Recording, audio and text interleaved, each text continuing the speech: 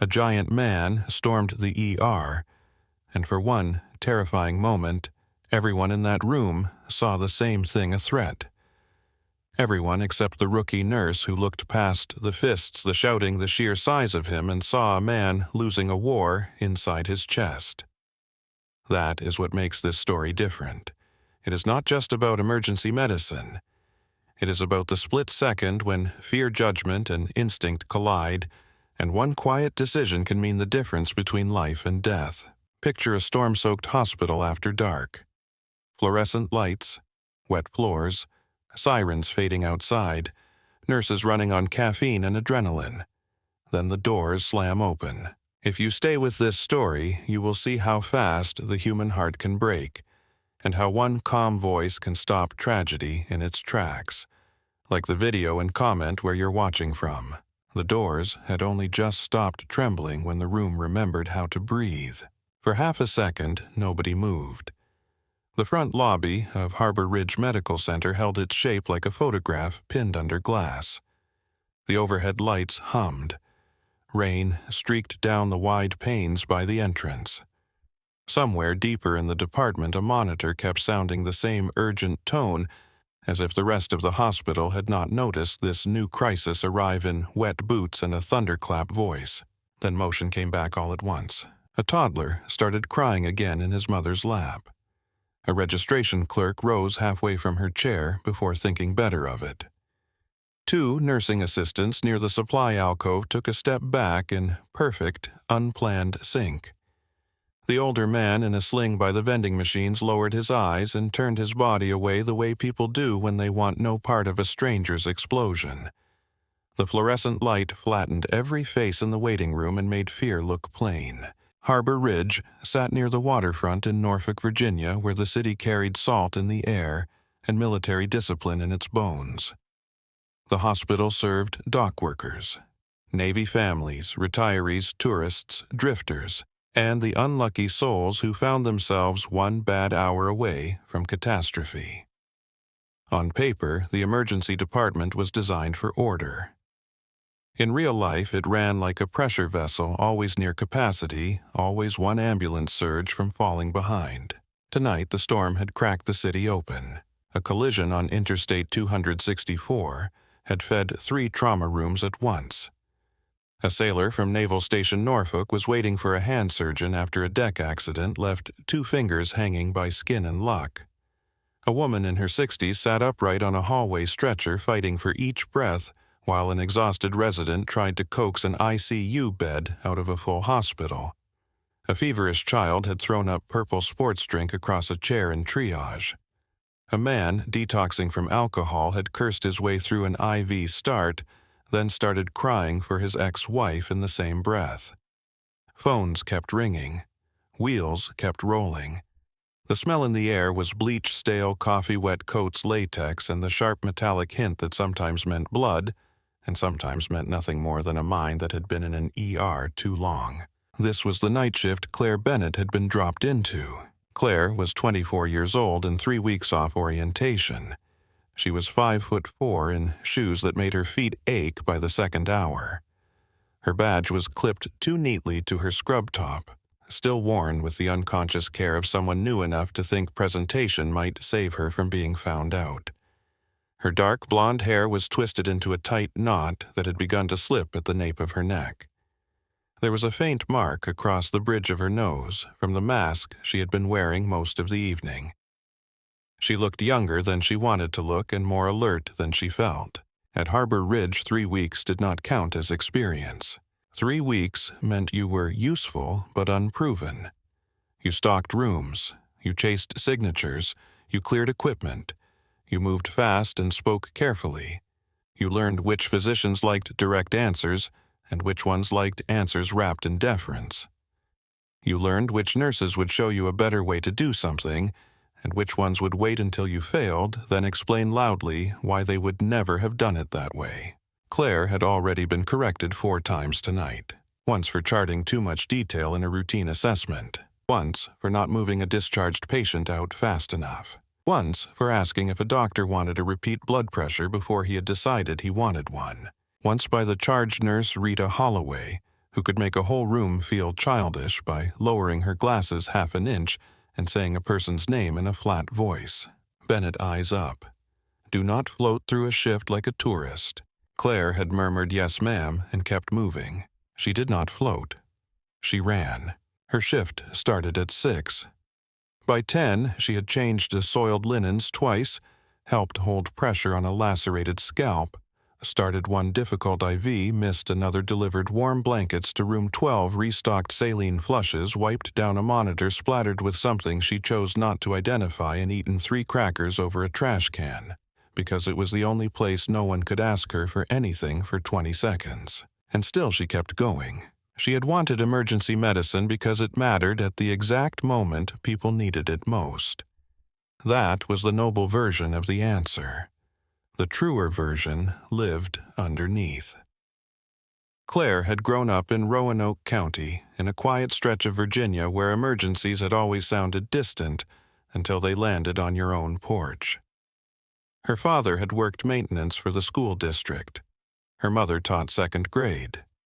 When Claire was 16, her uncle had suffered a stroke at a family cookout. One minute, he was joking near the grill and complaining about the mustard. The next minute, his words turned strange.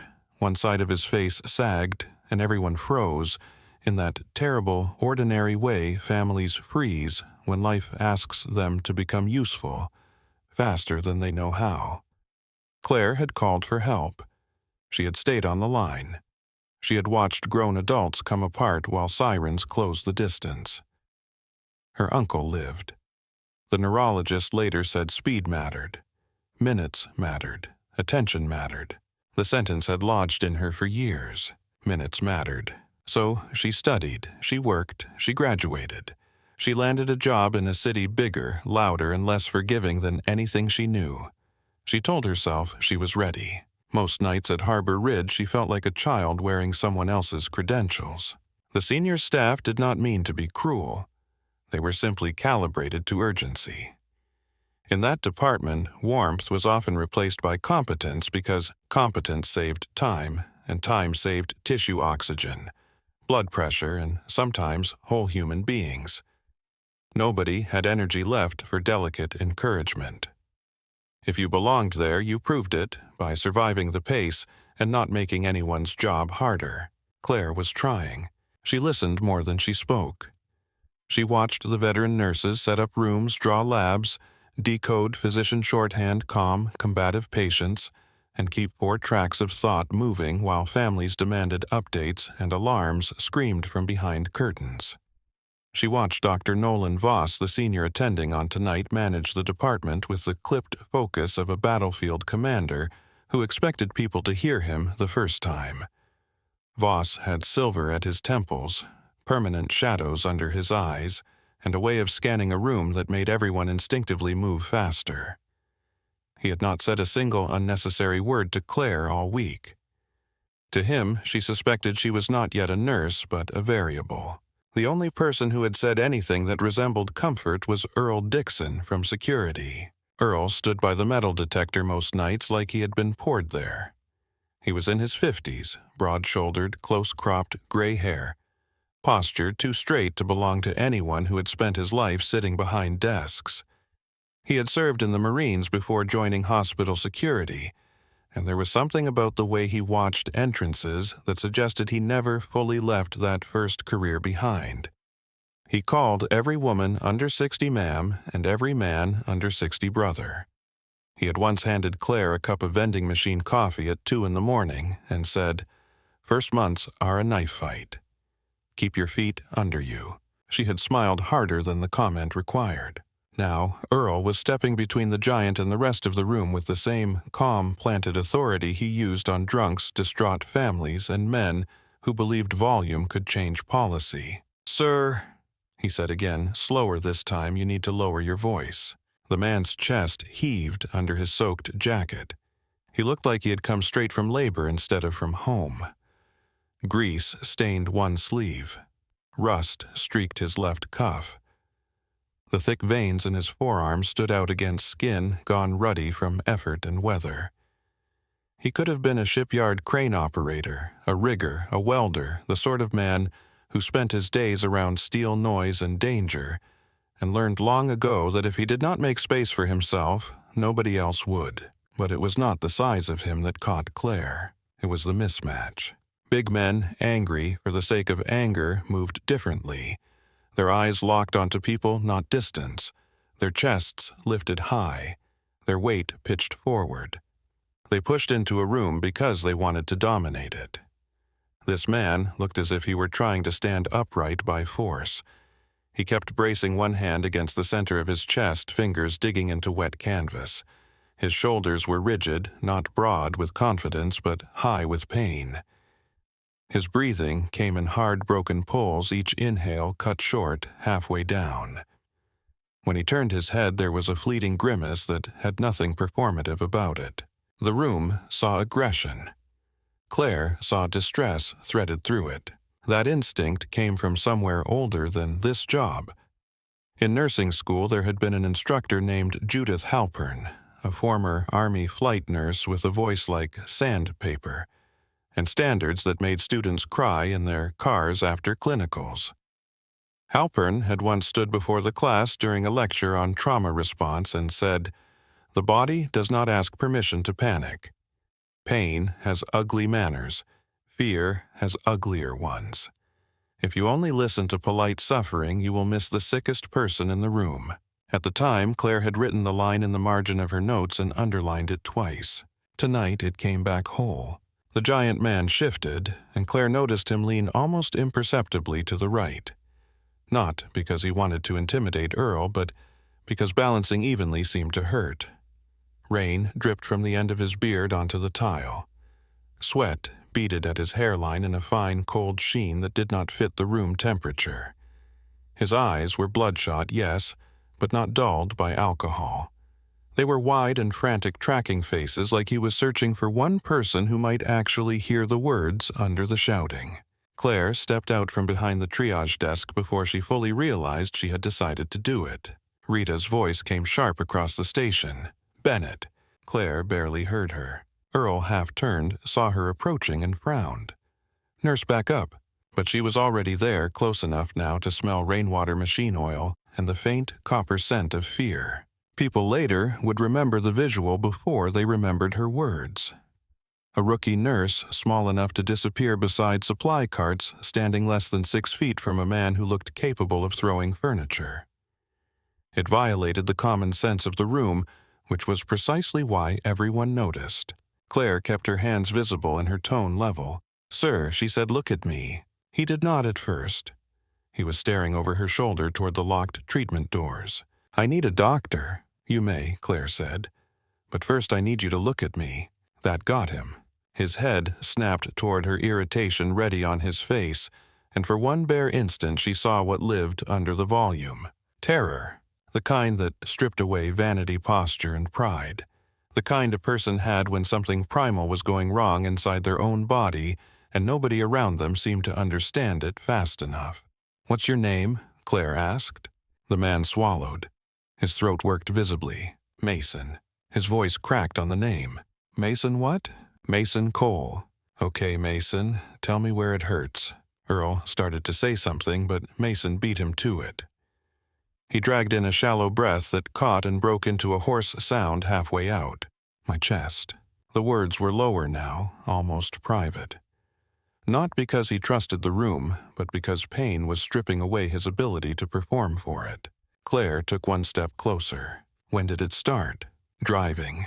His hand pressed harder to his sternum, all at once. How long ago? He looked at the ceiling as if the answer might be written there. 10 minutes? 15? I do not know. Did it hit you like pressure or stabbing? Pressure. He shut his eyes. Like something sitting on me. Any pain in your arm, neck, jaw? My jaw. He touched it with his free hand like he had just noticed. Left arm's gone weird. There it was. Behind her, she could feel the shift in attention from the people close enough to hear. A registration clerk stopped typing. A tech near the linen cart went still. Rita lifted her chin. Claire felt her own pulse steady instead of quicken. This happened to her sometimes under pressure. The larger the moment, the quieter her thoughts became. Chest pressure, sudden onset. Radiation to jaw. Left arm symptoms. Diaphoresis. Shortness of breath. She did not need a physician to tell her what pattern she was looking at. "Mason, are you nauseous?" He swallowed again. "Yeah, any heart history." He gave a humorless breath that might have been a laugh if it did not sound so rough. Never had time for one. The answer told her almost nothing and almost everything. Men like him often worked through pain until pain turned into collapse. Men like him called ambulances late or not at all. Men like him waited because missing a shift cost money or status or both. Men like him often arrived already in danger. Rita came around the desk at last. Claire stepped back and let triage do its job. Claire turned just enough to meet the charge nurse's eyes. "This is triage." Rita opened her mouth, then closed it. Earl's radio crackled on his shoulder. Somewhere behind them, automatic doors opened and closed as paramedics pushed another stretcher into the back corridor. The entire department kept moving around the little circle that had formed around Mason Cole, but the center of the night had shifted. Claire looked to her left, spotted a heavy-duty wheelchair parked against the wall, and reached for it in one clean motion. She rolled it forward, locked the wheels with her foot, and faced Mason again. "Sit down." Mason looked at the chair, then at her. "I can stand." "No," Claire said. "You can sit." Something in her voice must have cut through the storm in his head.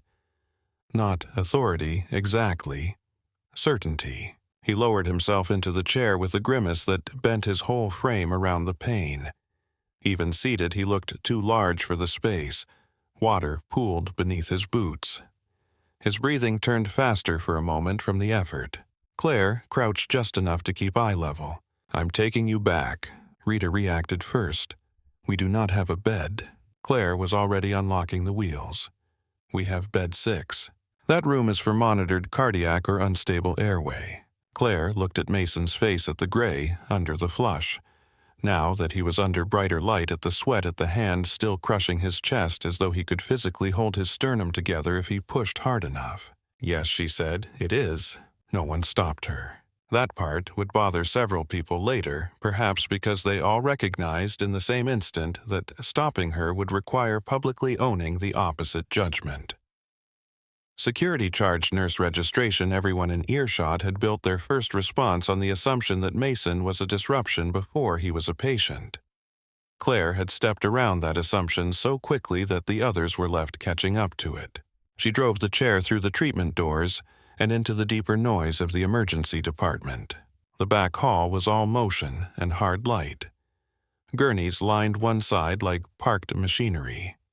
A tech pushed a portable X-ray unit past them. A resident half-jogged with a phone pressed to one ear and an open chart in the other hand. Someone called for respiratory. Someone else asked for a blood gas. The tile floor reflected everything in broken strips of white. Mason gripped the arms of the wheelchair until his knuckles blanched. "Am I getting seen or parked?" he asked through clenched teeth. "You're getting seen. Do not send me back out there." Claire glanced over her shoulder. "I am not sending you anywhere." He watched her profile for a moment. Perhaps he was deciding if she meant it. Perhaps he simply had no energy left to argue. Either way, he went quiet, except for the rough sound of his breathing.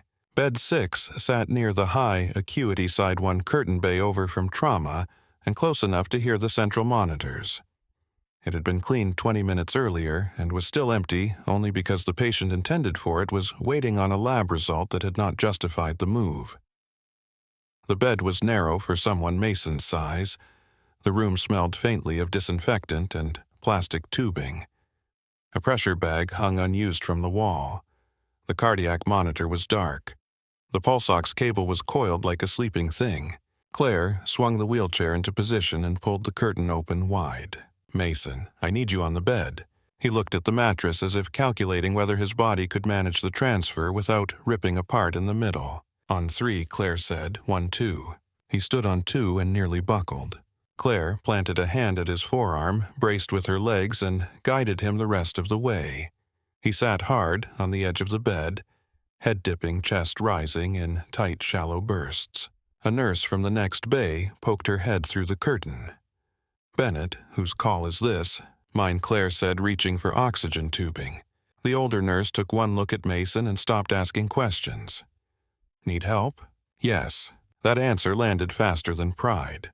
Within seconds, a tech appeared with the blood pressure cuff. Another nurse handed over ECG leads. Someone drew the curtain most of the way closed. Outside the bay, the ER still sounded like machinery under strain. Inside, the noise narrowed to preparation. Claire stepped to the wall, snapped gloves on, and turned back to Mason. His color was worse up close. The flush had drained from his cheeks, leaving a waxy pallor under stubble and rainwater. He was trying not to show the pain now, which frightened her more than the shouting had. When patients stopped performing distress, it usually meant the body had moved to more serious business. "Shirt off," she said. His fingers fumbled at the buttons, clumsy and thick. They were not working right. Whether from numbness, panic, or both, she could not tell. "Hold still." She took trauma shears from the counter and cut straight up the front of the wet canvas and cotton. Mason did not protest. That told her something, too. Most men arrived in emergency rooms still holding tight to whatever dignity they had left. They apologized for their smell, for their language, for the blood, for the inconvenience of becoming a problem in public. Mason had none of that left. He had come to the end of the stretch where pride can compete with survival. Claire peeled the soaked fabric away and reached for the first ECG lead. Her hands were steady. That surprised her a little. Not the steadiness itself, but the source of it. She was not calm because she had seen this exact scene before. She was calm because every part of her had finally locked onto one clear job. The uncertainty that had dogged her all shift vanished the moment the problem announced itself in language she knew how to hear. This was not social friction or hierarchy, or whether she belonged among these people. This was assessment.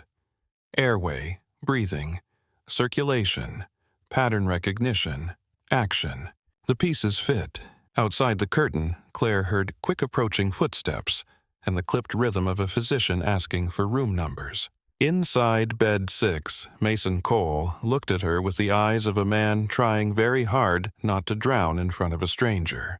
Claire reached for the monitor leads and fixed her voice to the same steady register she had used from the start. "Mason, keep looking at me." Then she placed the first lead on his chest. The first adhesive lead went on just below Mason's collarbone, cold against overheated skin. He flinched. "Sorry," Claire said. "You keep saying sorry," he muttered, breath catching between words. "Means I should be worried."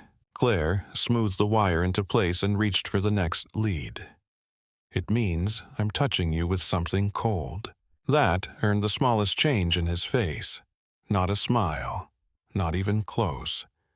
But the line between his brows loosened for half a second, just enough to remind her there was still a person inside all that pain and muscle and panic. She set the second lead, then the third. Another nurse, Dana Ruiz, stepped inside the curtain carrying the blood pressure cuff and pulse ox clip. "Got him," Dana said. Claire nodded once in thanks. Dana had been at Harbor Ridge almost 11 years. She was one of those nurses who moved without waste and spoke only when the sentence improved the room. Claire respected her in the wary, distant way new people respected everyone who looked fully built for this kind of work. Dana said nothing about the fact that the patient had been brought straight past the usual flow. She only wrapped the cuff around Mason's upper arm and frowned immediately. "Big cuff," she said. Claire reached into the lower drawer without looking and handed it over. Dana switched sizes. The machine inflated hard around Mason's arm. He cursed under his breath. "Sorry," Dana said. "Everybody in this place apologizes before they hurt you," Mason rasped. "Not everybody," Dana replied.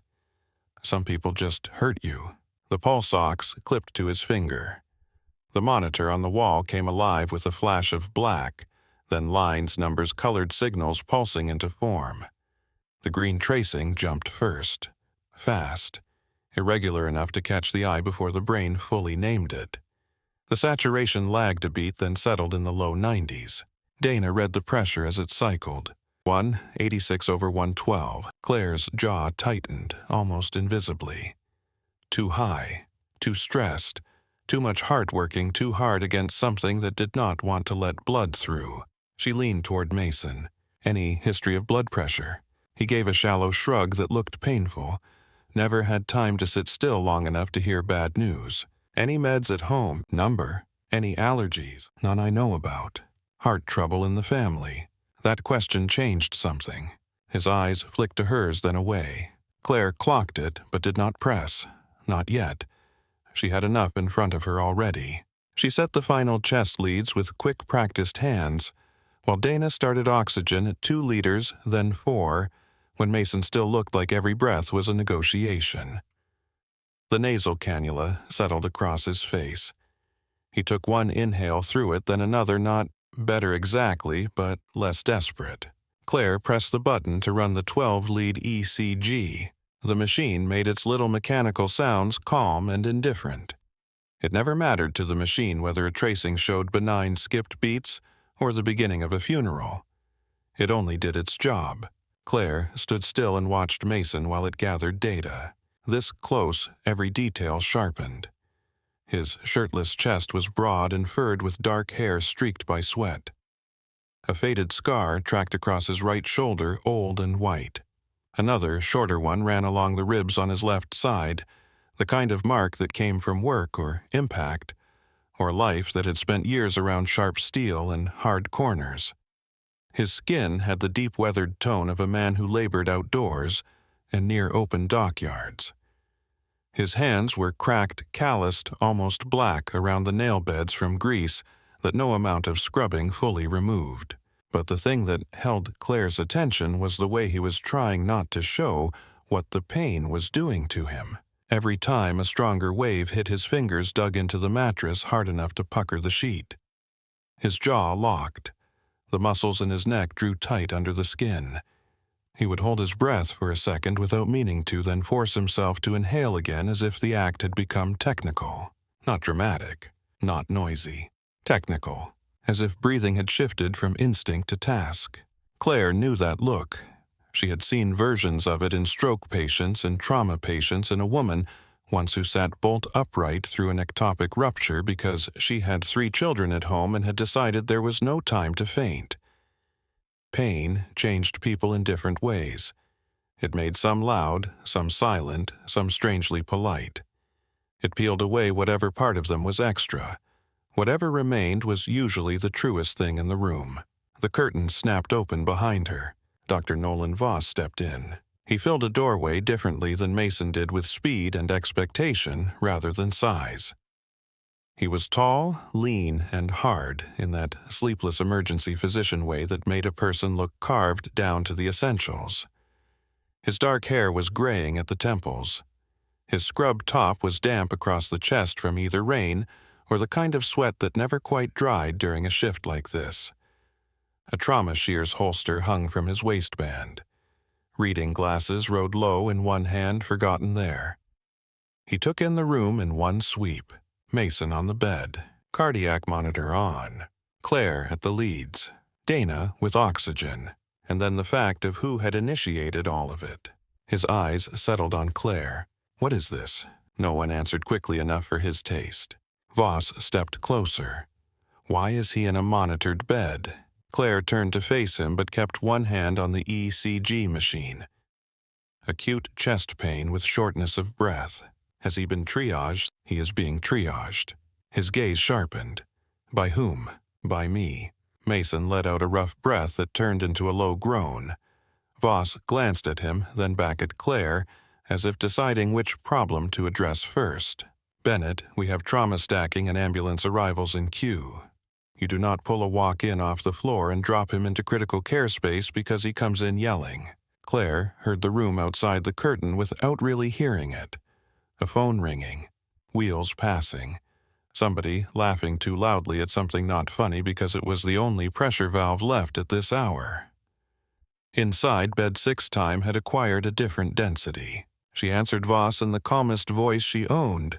He came in yelling because he could not breathe and because his chest pain started suddenly while driving. Pressure-type pain. Central, severe. Diaphoretic. Radiation to jaw and left arm. Blood pressure 186/112. Pulse 128. Saturation low 90s on room air. Voss's expression did not fully change, but a small piece of his annoyance broke off. Who gave you that history? I did. Dana said nothing. She did not need to. The monitor was already backing Claire up. Mason tried to shift on the bed and failed. His eyes squeezed shut. Feels like my arm is dead. Claire stepped toward him at once. Stay still. The ECG printer began to chatter. Paper fed out in a thin white ribbon, the black tracing advancing across it with each heartbeat. Claire watched the first lines appear and felt the air inside her chest change. She knew enough to know when a pattern was wrong before she could fully articulate how wrong. Certain elevations hit the eye like a road suddenly buckling where it should have remained flat. Certain shapes made the body react ahead of the language. Voss saw it too. He moved fast, took the strip from the tray before it finished curling, and scanned the printout with the hard concentration of a man reading coordinates under fire. The silence in the bay changed texture. Dana stopped at the med drawer with her hand still on the handle. Claire watched Voss's face. He rarely let emotion climb into view, but there it was now, not panic exactly, but instant recalibration. Damn it, he said softly. Then louder. Get cardiology on the line. Activate cath lab. Everything after that broke loose. Dana was already out of the curtain before the order finished leaving his mouth. Claire moved to the supply cart for an IV kit. Voss stepped to the bedside, eyes back on the ECG. Lateral ST elevation, he said, half to himself, half to the room beyond the curtain. This is a STEMI. Mason looked from one face to the next. What does that mean? Claire felt that question land in the center of the room like a dropped tool. Voss, already reaching for the wall phone, answered without sugarcoating. It means one of the arteries feeding your heart is blocked, and we need to open it. Mason stared at him. Tonight. Right now. Voss punched numbers with his thumb and started speaking in clipped phrases to cardiology control. Claire was at Mason's right arm with a tourniquet and a large-bore IV catheter. His veins should have been easy on a man built like this. They were not. High blood pressure, stress, cold rain, and vasoconstriction had buried them deeper than expected. She slapped once above the antecubital space palpated Cho's and went in. Flash. Dark blood. She advanced the catheter in one clean motion. Lines in, she said. She taped it down while Mason watched her with the dazed concentration of someone clinging to one familiar point inside an unfamiliar catastrophe. You got it first try, he said, sounding vaguely surprised. Claire connected the flush so far. The line ran. Across the bed, Voss was speaking to the cardiologist now. Male. Mid-40s, severe central chest pain onset. While driving, radiation to jaw and left arm. Hypertensive, tachycardic 12, lead, shows lateral, ST elevation. Yes, significant. Yes, we are moving him. No known allergies, no home meds reported. He listened, eyes on the strip. We are drawing troponin and full labs, but I am not waiting on them. He needs the lab ready. He hung up and looked at Claire. Aspirin chewed. Nitro, if pressure holds. Draw troponin, CMPCBC coags. Keep oxygen on. Portable chest X-ray only if it does not delay transfer. Already on oxygen, Claire said. He nodded once. There was no praise in it, only acceptance of fact. And in that department that was enough to feel like a current change direction. A respiratory therapist arrived in the doorway, then a tech with lab tubes, then Rita Holloway, charge nurse, who took in the scene in one hard glance and said nothing at all about protocol. She did not need to. The monitor was making the case now. Claire snapped blood tubes onto the vacutainer as Mason turned his head toward her. Tell me straight, he said. Is this a heart attack? Claire met his eyes. Yes. He closed them. Not with melodrama. more like a man absorbing impact. When he opened them again, there was anger in them, but not the kind he had worn in the lobby. This was older, personal, directed nowhere and everywhere. I knew it. His voice was barely above a whisper. Claire drew the final tube and released the tourniquet. "Did you?" He looked away. "Something like this happened in my family." Before she could ask more, another wave of pain rolled through him. His entire upper body tensed. The heart rate jumped higher on the monitor. The rhythm looked uglier for 3 beats, then settled into a fast, alarming pattern that still held. Voss leaned over the rail. "Mason, listen to me. You need to stay as still as you can. We are taking you upstairs for intervention. They will go through an artery most likely in your wrist or groin, find the blockage, and open it. The faster we move, the more heart muscle we save. Save from what? Dying." The word sat between them with no cushion around it. Mason gave one tiny nod. "Okay." Outside the curtain, the current of the ER had shifted around bed 6. Staff drifted past under plausible pretexts and glanced in. Some of them had been in the lobby minutes earlier. Some had heard the giant man shouting.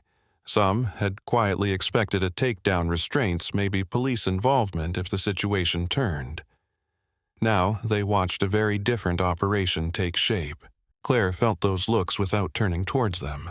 She was aware of Rita at the foot of the bed, checking availability, moving resources, bending the whole department by inches to make room for this one crisis. She was aware of Dana returning with aspirin packets and a nitro order. She was aware of Earl somewhere near the curtain, not intruding, simply staying close, because his job had become something else now. Not control. Coverage. Mason worked his jaw like it ached. "It's in my teeth," he said suddenly. "Feels like somebody put a vice on my face." Claire handed him the aspirin. "Chew these." He took them, crushed them between his molars without complaint, and swallowed through an expression of disgust and pain. "Worst candy I ever had." "It is not candy." He managed the faintest breath of something like a laugh, then lost it to another hard inhale. Claire primed the nitro and watched his pressure before giving it. Still high enough. She administered carefully. The seconds were no longer ordinary seconds. They were loaded. Counted. Each one had a use and a price. Voss reviewed the strip again, then looked at Claire for a long beat. "When you first saw him, what made you move him?" Claire did not stop working. Cold sweat. Sudden onset. Guarding center chest. Could not finish a breath. Left side symptoms once I asked. Voss held her eyes another second, perhaps measuring whether the answer was rehearsed or real. Then he said, "Good." Just that. No softness, no ceremony. One word flat and precise. Yet it struck her harder than anything else had tonight. Because up until this point, every instruction she had received in that building had carried some note of correction, surveillance, or warning. Good from Nolan Voss meant he was not humoring a new nurse who happened to get lucky. It meant he believed the call was clinical, and clinical meant real. Mason watched the exchange. She had me in here before anybody else even believed me. No one answered. Voss folded the ECG strip once and set it on the counter. Then it is fortunate she did. Fortunate. The word almost made Claire laugh. There had been instinct in it, yes, but not fortune. There had been a look, a posture, a hand over a sternum, a body telegraphing danger to anyone willing to read it. Still, she understood what Voss meant. Another nurse could have delayed. Another doctor could have insisted on process first. Another 30 minutes in a crowded waiting room could have changed the whole geometry of this case. The labs were whisked away. Someone called up from cath lab, asking patient weight and height. Rita answered from memory with a glance. 6'8", maybe 260 or 270. 248, Mason muttered through his cannula. Rita looked at him. "You know that exactly. Occupational physical last month." It was the first sentence he had spoken that sounded remotely normal, the first trace of the life that existed outside this bed. Claire took hold of it. "What do you do?" "Shipyard." "Doing what?" "Foreman." His eyelids fluttered. "Structural steel." Dry dock maintenance. Crane picks deck work, heavy rigging. Claire nodded. It fit, the hands, the shoulders, the smell of machine oil in the seams of his skin. You drove yourself from work. Home first. He swallowed, then out again. Why did you wait? The question came out before she thought much about it. Not judgmental, genuine.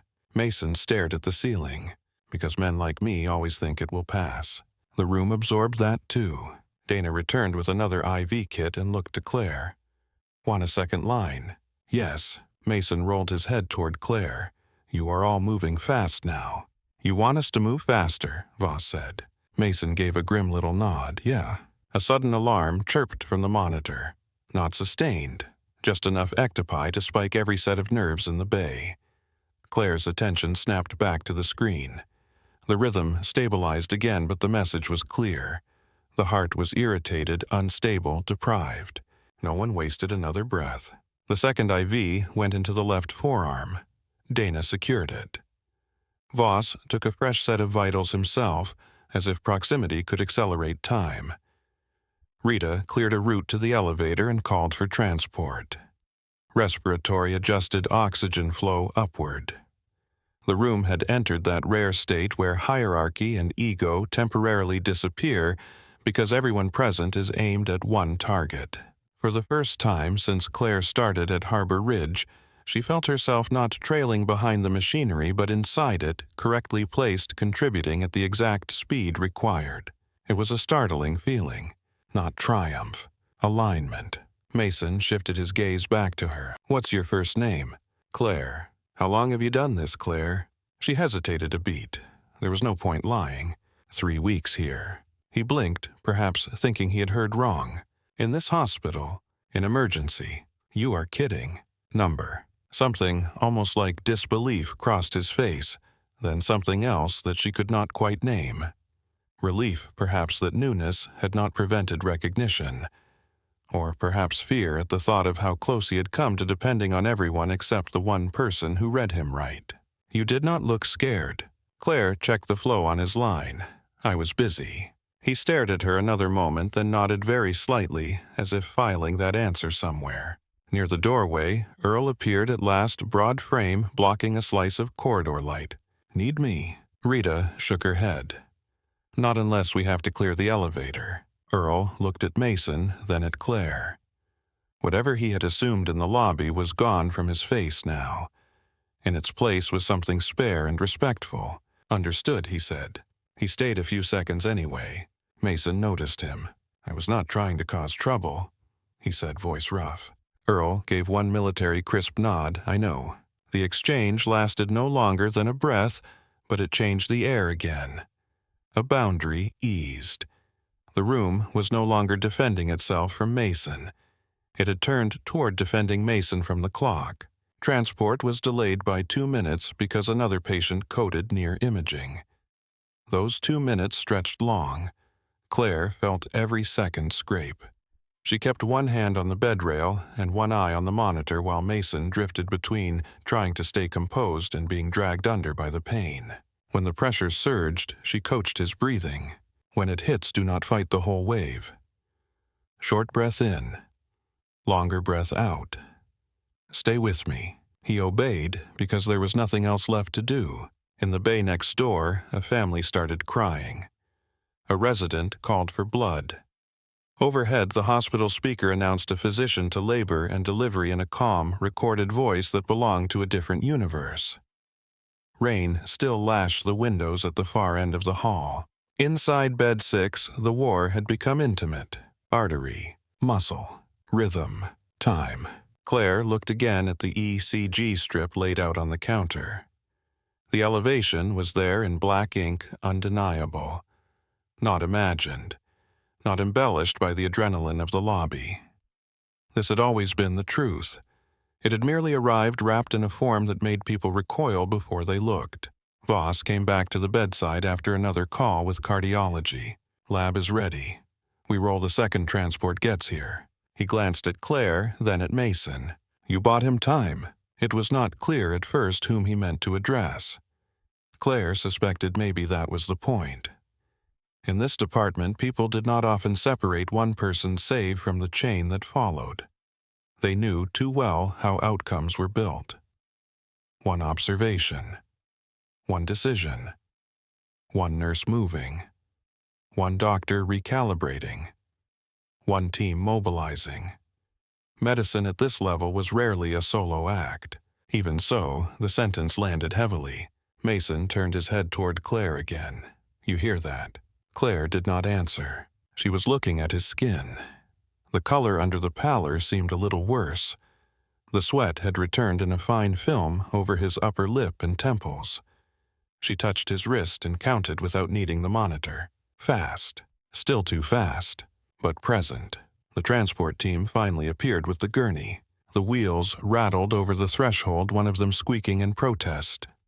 Two transporters stepped in, saw the size of Mason, and immediately adjusted their grip points and plan without comment. They had done this before. "Ready on our count," one said. Claire leaned close to Mason one last time before the move. "We're taking you upstairs." He searched her face with a strange intensity. "You coming? I'm going to get you to the elevator." He closed his eyes once, then opened them. "Okay." That single word contained more trust than anything he had given the building since crashing through its front doors. On Rita's count, they moved him from bed to gurney in one coordinated lift. Mason grunted through clenched teeth but did not cry out. The monitor leads transferred. Oxygen came with him.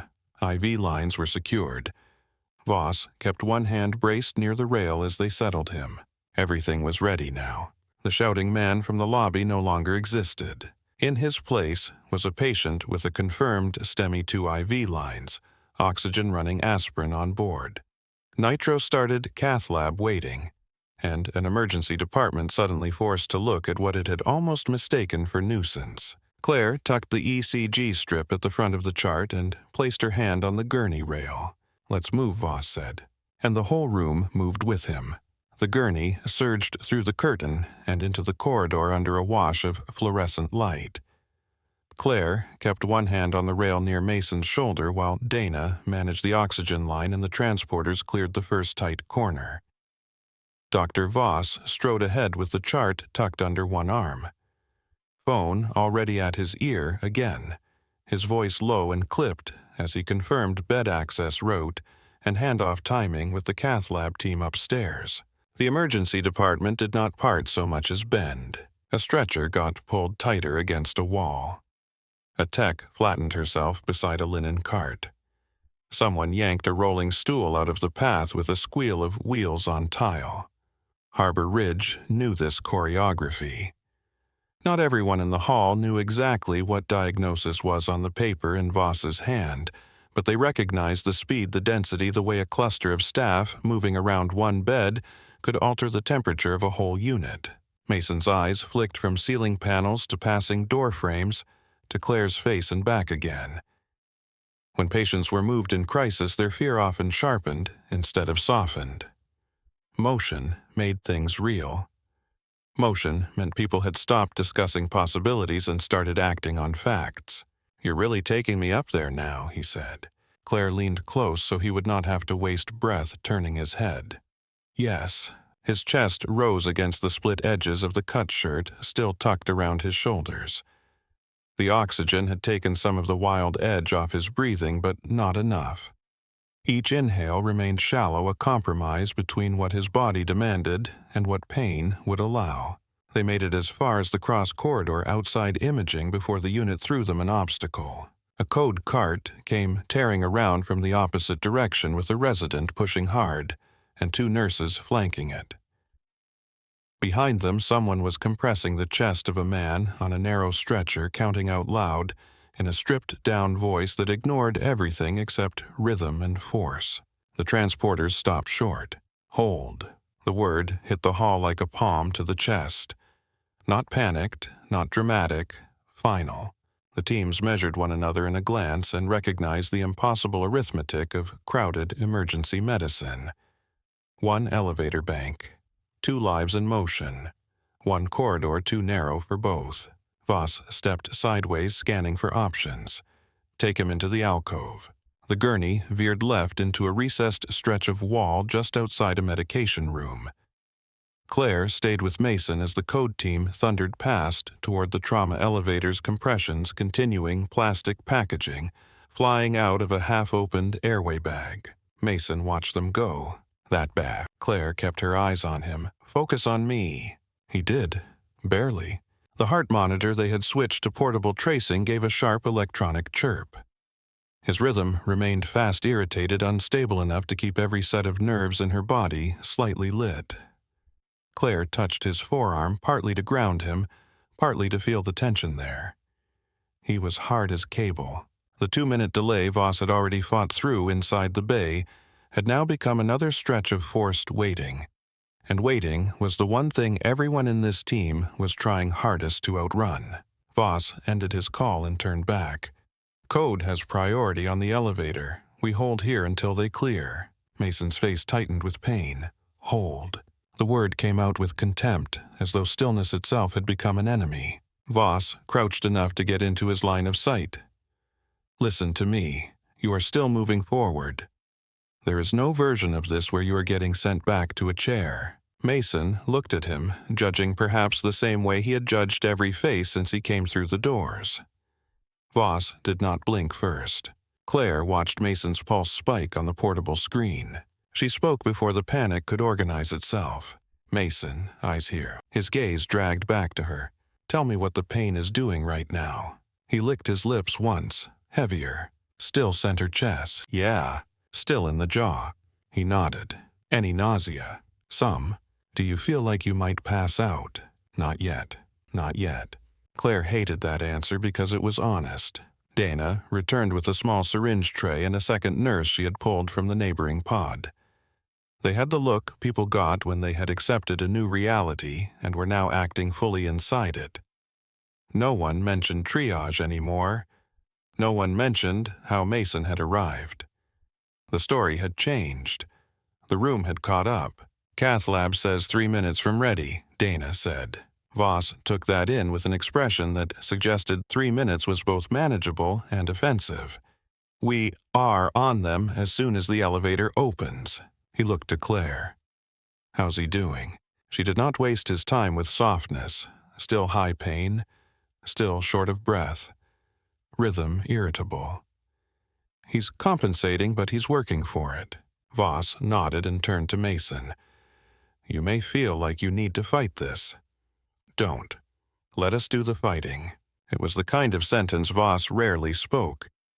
It carried none of the polished reassurance patients often got in calmer departments. It sounded more like an instruction given on a battlefield, and Claire suspected that was why it landed. Mason closed his eyes and took a jagged breath through the cannula. Trying. Claire checked the IV site, then the nitro, then the monitor again. She counted his respirations herself instead of trusting the machine. She always did that when the machine number looked too clean for the body in front of her. Mason was breathing faster than the display suggested. Small, fast draws a momentary hold, then another. Every few breaths his mouth tightened, as though something sharp had passed through the center of him. She leaned in again. When the pressure hits, let your shoulders drop. He gave her the smallest irritated look a man in active cardiac distress could manage. You think I'm choosing this? No, I think your body's trying to turn into a fist. For the first time since bed 6, something almost human flickered in his eyes beyond fear. Feels like it. Then stop helping it. He blew out one thin breath that might have been a broken laugh if it had not ended in a wince. His shoulders did lower by half an inch. Claire stayed with that. Small corrections. Breathing. Eye contact. Voice. These things looked minor to people standing outside them. Inside a crisis, they could keep someone from tipping over the edge of panic into pure physiologic chaos. An agitated body used oxygen differently. It burned through reserves. It spiked catecholamines. It drove a damaged heart harder when harder was the last thing it could survive. Down the hall, the code team disappeared into the elevator bank. The doors closed. A beat later, the corridor seemed to exhale. Move, Voss said. The gurney rolled again. This time they made the elevator. Earl Dixon was already there, holding one set of doors with his arm braced wide, while keeping another curious family member gently but firmly out of the path. He caught Claire's eye for half a second and gave a single nod that said he understood the mission had changed, and he had changed with it. They loaded Mason into the elevator with Voss at the head, Claire at the right rail, Dana at the IV pole, and one transporter at the foot. The metal doors closed, sealing them into a bright steel box humming upward through the core of the hospital. In elevators, critical moments often turned strange. There was nowhere else to look. No room for busy motion. The charge of the department fell away for a few floors and left everyone with only the patient, the monitor, and their own thoughts. Mason stared at the numbered display as it climbed. One of those things where you tell me not to die in the elevator. No, Claire said. It's one of those things where I tell you to keep breathing. His mouth twitched, then flattened again when the next pain wave hit. He shut his eyes. The monitor chirped twice in quick succession, then steadied. Dana reached around Claire to adjust the oxygen flow a little higher. Hold still for me. Mason's hand moved, searching blindly for an anchor. Claire caught it before he grabbed at the rail. His grip closed around hers at once. It should have hurt. It almost did. The pressure in his hand was immense, but not purposeful, not crushing for dominance. It was the blind clutch of a man trying to stay attached to something that was not moving inside him. Claire let him hold on. She had learned early that patients often remembered hands, not diagnoses, not lab values, not even faces with perfect accuracy.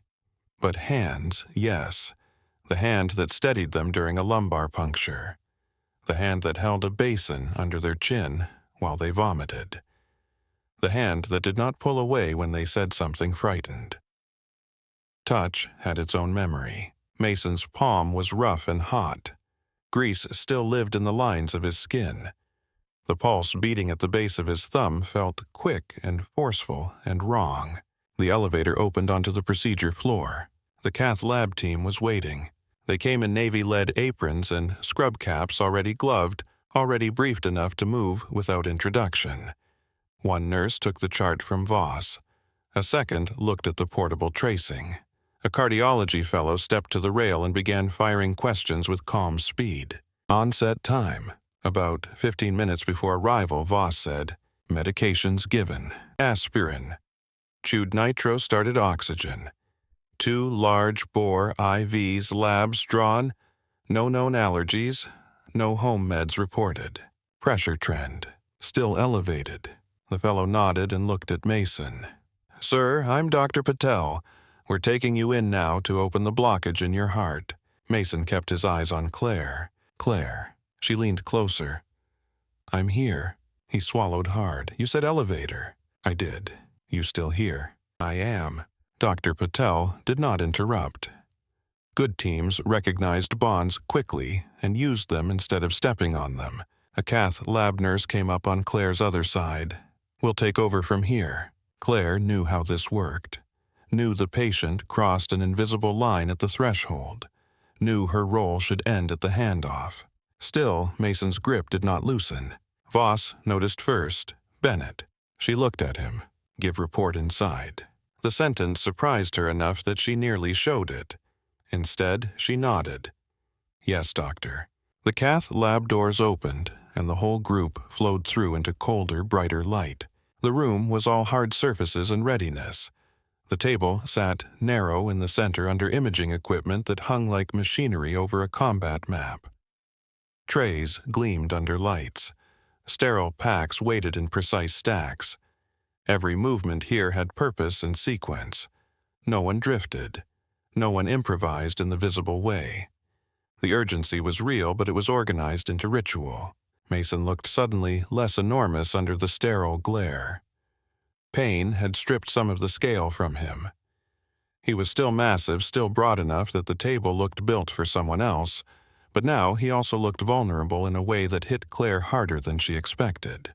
Because here there was no lobby noise to distort him. No storm. No shouting. Just a man and the artery trying to kill him. They transferred him to the procedure table.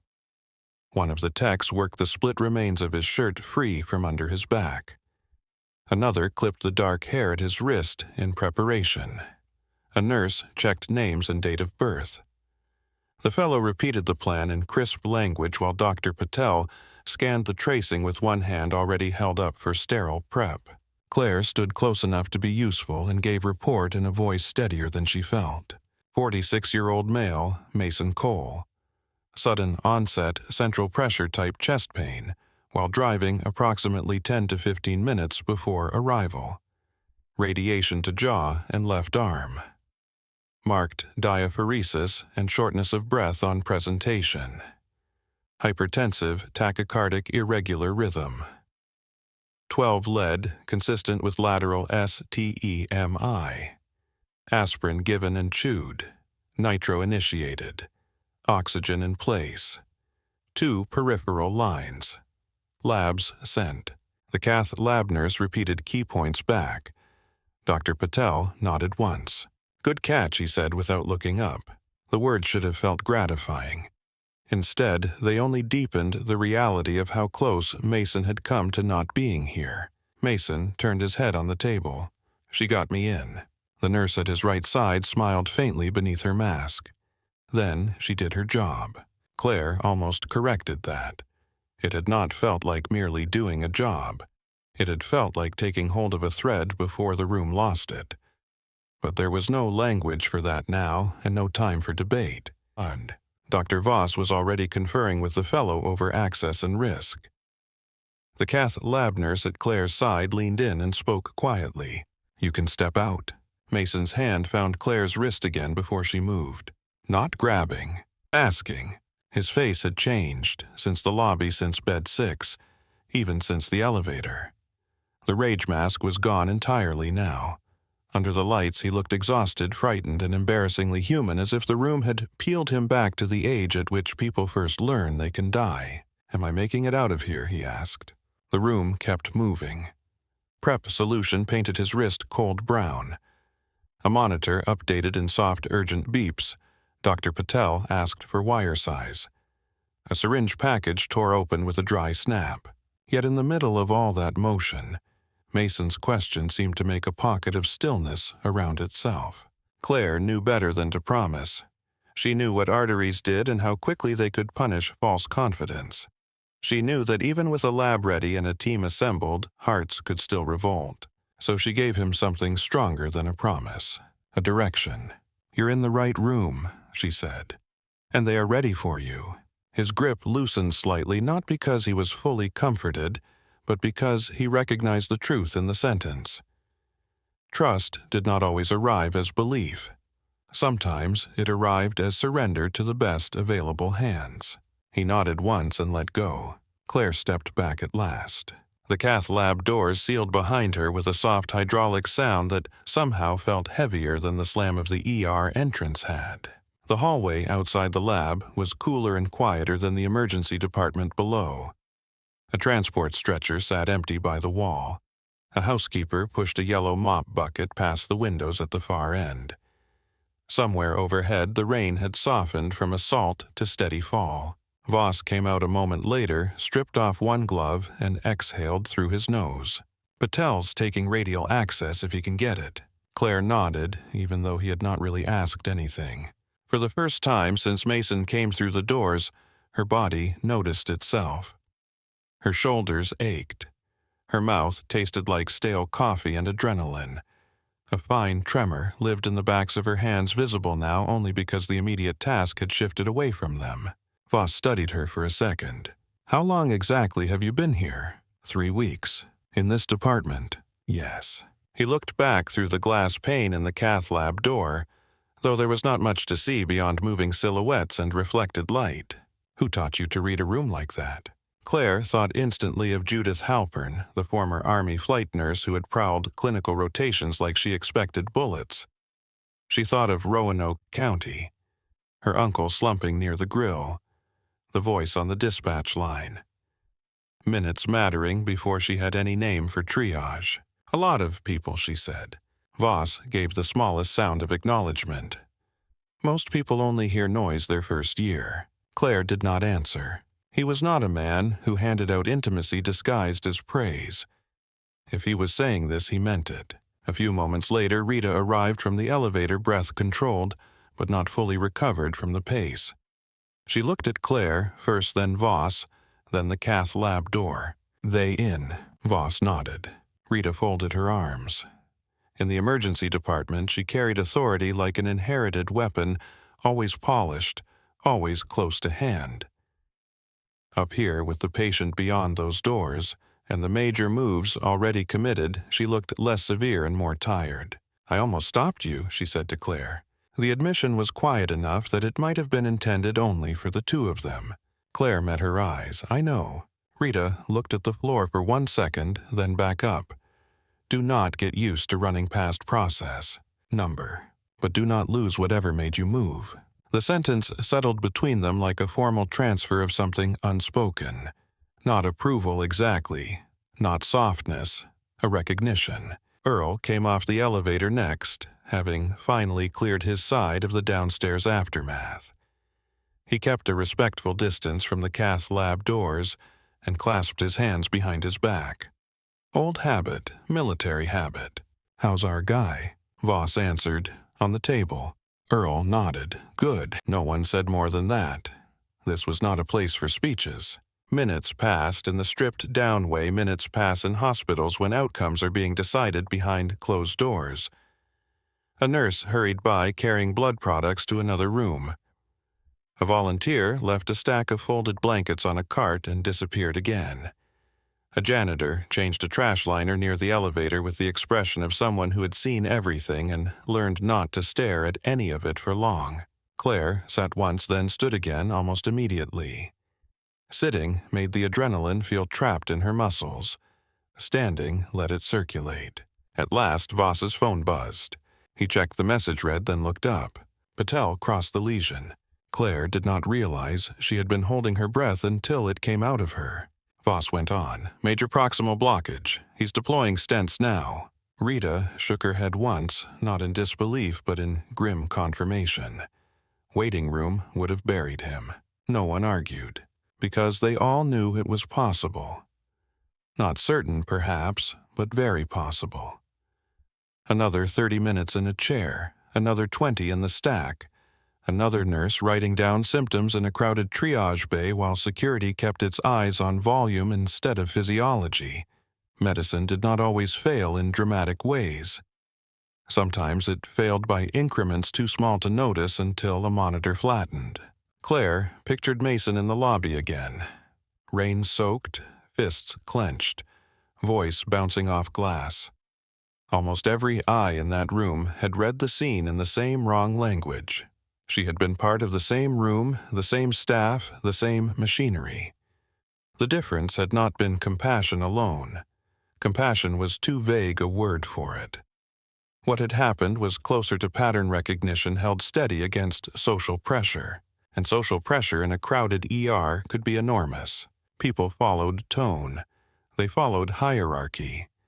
If the first signal in a room was threat, others organized around controlling threat.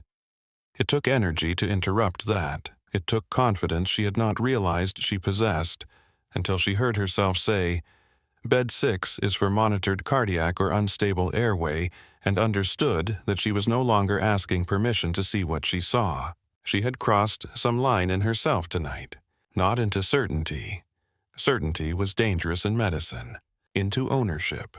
That was the word for it. Ownership of an assessment. Ownership of a decision made under pressure.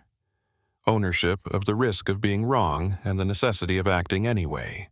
The cath lab doors finally opened.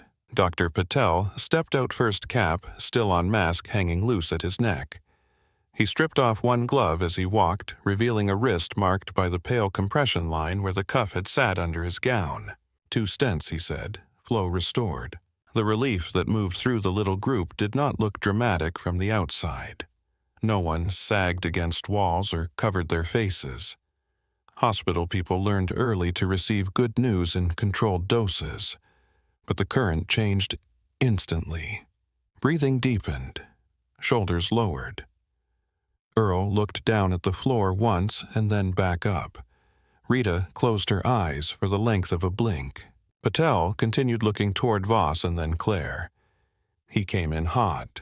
Another little while, and this turns into a very different night. Voss asked the obvious. How'd he tolerate it? Better once the artery opened. Still needs the unit in close watch. But he's talking. Patel paused. He asked if the nurse from downstairs was still here. Claire felt heat rise unexpectedly at the back of her neck. Patel gave her a brief, assessing look, the kind one clinician gives another when a story has already been partially told. You can see him for a minute before they move him. Voss looked at Claire. Go. She did. Mason was in recovery position under warm blankets when she entered. The fury had drained so thoroughly from him that he looked like a different species of man. His face was pale waxy with exhaustion, but the hard pain lines around his mouth had eased. His breathing had lengthened, not normal yet, not restful, but no longer jagged like something tearing its way out. The wrist access site was banded and secured. A nurse was charting at the bedside. Another adjusted fluids at a pump with tiny efficient clicks. Mason turned his head when he heard Claire approach. There was no trace of the lobby voice left in him. You stayed. Claire came to the bedside for a minute. He looked up at the ceiling, then back to her. His eyes were wet, though he did not seem to know it. They said if I'd waited longer, I might not have made it to the table. Claire did not pretend otherwise. They may be right. He swallowed. The room was quiet except for monitor tones and the muted movement of staff beyond the curtain. In that quiet strip of spectacle and urgency and public posture, Mason looked less like a foreman and more like a man who had just been introduced to the edge of his own life. He stared at his bandaged wrist. I told myself it was nothing when it started. Claire said nothing. He went on because she did not interrupt. Told myself, finish the drive. Get home. Sit down. Drink some water. He laughed once, a short, broken sound. Man says a lot of stupid things to himself before he admits he's in trouble. Claire had heard versions of that from countless patients in training and clinicals. It was almost a ritual in American medicine, especially among men taught to outrun discomfort until discomfort laid a hand around their throat. How long did you sit with it? Long enough to know better. His fingers worked against the blanket. I almost turned around twice. Thought about pulling over. Thought about going home instead. He looked at her, then I saw those hospital doors and figured if I didn't come in hard, nobody would move. The sentence hung there.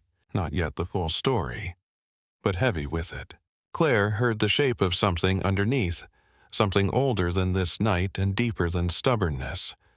Not just fear of dying, fear of being dismissed while dying.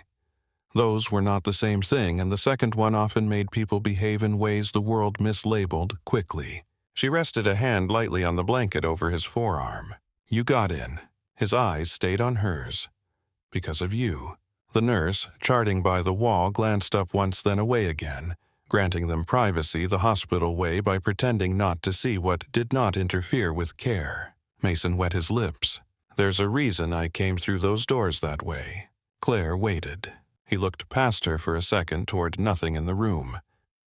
When he spoke again, his voice had lowered rough with exhaustion and something darker. My brother came in quiet. The words sat in the room for a moment before Claire answered. She did not rush to fill the silence. She had already learned that the truest things patients said usually arrived after everyone else in the room had stopped trying to manage them. Mason stared at the blanket over his legs. Last winter, he said. Outside Chesapeake. Small grocery store off the highway. He was there to get coffee and windshield fluid before work. His voice was steadier now, not because the memory was easier to carry, but because he had carried it so many times alone that the path through it had worn smooth. He called me first. Claire stayed where she was, one hand resting lightly over his forearm through the blanket. He said his chest was burning. Said it felt stupid to call anybody because he thought maybe it was heartburn. Then he said he couldn't catch a full breath. Mason swallowed. I told him to sit down, told him not to drive, told him I'd come get him. He closed his eyes for a second. But Tyler was proud. Always had to prove he was fine before the truth got to him. He walked inside instead. The nurse at the charting station slowed her typing without fully stopping. The room remained discreetly quiet. No one interrupted. Mason looked past Claire as if the white wall in front of him held a different place. He started shouting for help at the service counter because he got scared. Not angry at first, just loud. Said his chest hurt, said he couldn't breathe. People backed away from him because he was a big guy too. Not as big as me, but big enough. Worked on tugboats, broad shoulders, loud voice. One of those faces people think is angry even when it isn't. Claire felt something tighten low in her chest. The manager thought he was drunk. Called the police instead of the paramedics. His mouth hardened on the last word. I got there before the ambulance would have. At least I thought I did. I pulled in and saw 2 patrol cars. Tyler was on the ground by the side entrance. The hospital room seemed to shrink around the image. He was trying to tell them he couldn't breathe. I heard him say it. Heard him say his chest was killing him. They kept telling him to calm down, kept telling him to stop resisting. Mason's voice dropped. He was not resisting. He was dying in pieces and trying to get air. Claire did not move. Her training had given names to many things: ischemia, occlusion, compromised perfusion. But there was no clinical word big enough for what happened when a sick person's distress got mistaken for defiance. Mason turned his head and looked at her. I told them he needed a hospital. They told me to step back. One officer had his knee in Tyler's shoulder, while the other one fought his arms into cuffs like they were handling a criminal instead of a man in pain. He laughed once, but there was no humor in it. By the time EMS got there, he was gray. They loaded him. I followed the rig. He never spoke again. Claire's fingers tightened slightly over the blanket before she made herself loosen them. What did the hospital say? Mason stared at the monitor for a moment, watching the soft green movement of his own heart rhythm now that the artery had been opened. Massive cardiac event. One of the big arteries. Maybe if he'd gotten there sooner. Maybe if somebody had listened sooner. Maybe if he'd gone down in front of a nurse instead of a cash register. The sentence landed with quiet force. Claire thought of Mason crashing through Harbor Ridge's front doors under rain and fluorescent light huge and furious and impossible to ignore.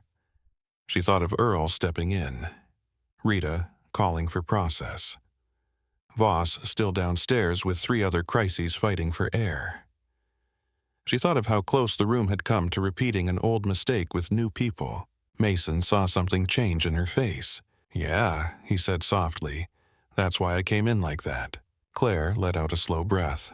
He looked toward the doorway, though no one stood there now. I told myself, if I came in calm, if I sat down and waited my turn like a decent man, I'd die like he did. So I did the opposite. I came in loud enough to make the whole room look at me. His eyes found hers again, clear now in a way they had not been all night. I hated doing it. Claire believed him at once.